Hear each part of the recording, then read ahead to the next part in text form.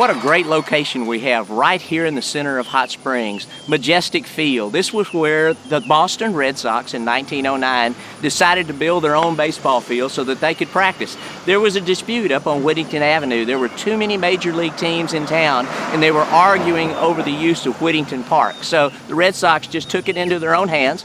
They built their own field, which was at the end of the trolley line, which came down Valley Street. And they decided to call it Majestic Field because they stayed at the Majestic Hotel, and they wanted to honor the hotel that they had so much fun in and had come to year after year, and would continue doing that into the 1920s. So a wonderful spot. The field also became the home of the Ray Dome Baseball School in the early 1930s, which was taken over by Rogers Hornsby, the greatest right-handed hitter in the history of baseball, hit .424 in 1924.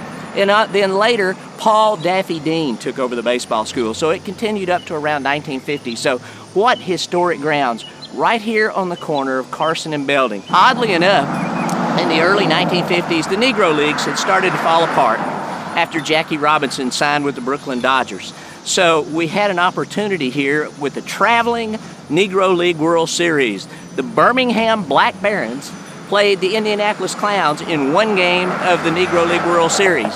What's so interesting about that game is future home run king Hank Aaron was playing for the Indianapolis Clowns in that game. So what a great story right here on this property, and what a perfect opportunity for young people to get to share these grounds and play on the same fields where history was made and the true giants of the game were here.